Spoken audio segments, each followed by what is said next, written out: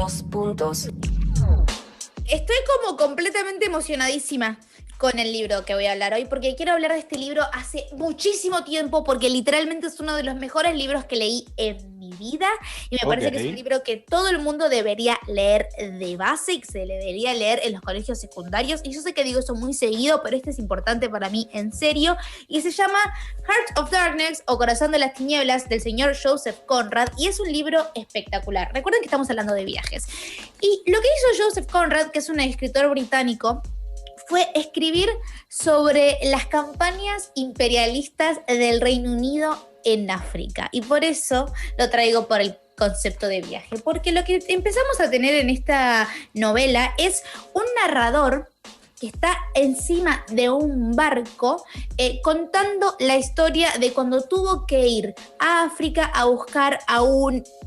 explorador, vamos, como lo llaman en la novela, pero es más que nada un colonizador, que se va a descubrir esas tierras para poder ganar un poco de dinero y así casarse con la mujer con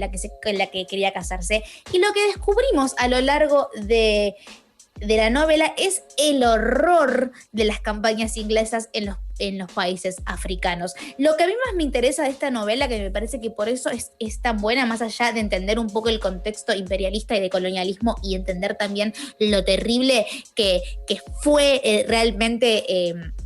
las campañas británicas en África, contadas por un británico, o sea, realmente es un libro que está bastante adelantado a sus tiempos, es que toda la historia cuenta sobre, toda la novela se centra en un personaje que se llama el Coronel Kurtz, que solamente habla una vez en la novela, y la única línea que utiliza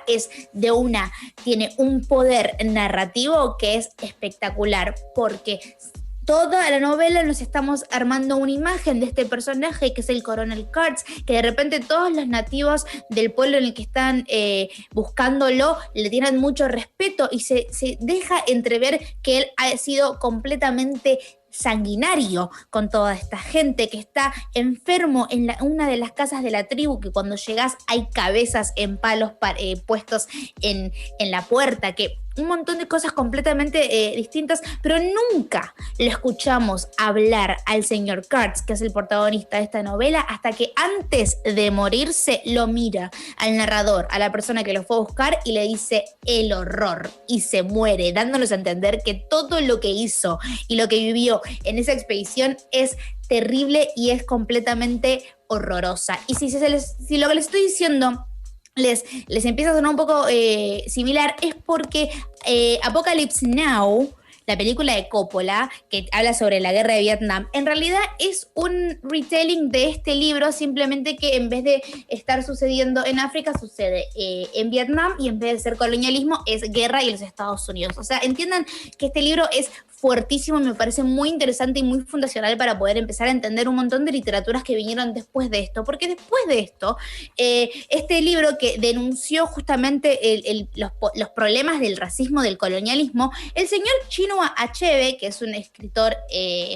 africano, escribió la respuesta a Joseph Conrad y le dijo, para,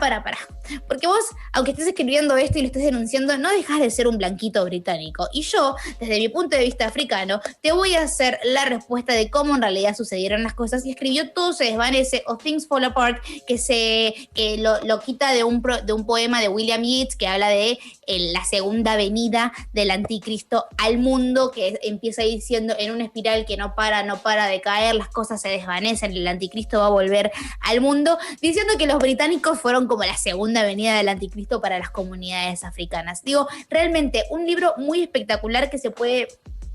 pensar de un montón de maneras distintas. Si lo leen en inglés, van a ver que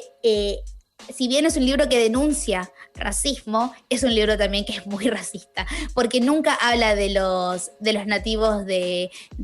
los pueblos de África como si fuesen personas, sino que habla de voces, de caras, de monstruos, de cuerpos. En ningún momento los personifica, justamente yendo bastante en línea con los horrores que se estaban viviendo con el colonialismo en ese momento. Si bien él intentó hacer una denuncia pública de lo que estaba pasando, no se pudo despegar del todo del contexto en el que estaba situado y de las ideas racistas que tenía en ese momento. Una de las mejores novelas que yo leí en mi vida, una manera muy interesante de contarlo con una narrativa, porque es una mamushka de puntos de vista que cada vez se van ampliando muchísimo más. Y lo interesante es que quien cuenta esta historia es un navegador, es un explorador que, como la está contando encima de un barco, lo que podemos entender como lectores es que está yéndose a otra expedición colonialista como si fuese un círculo que nunca termina de dar vueltas. Entonces, fui acá a leer la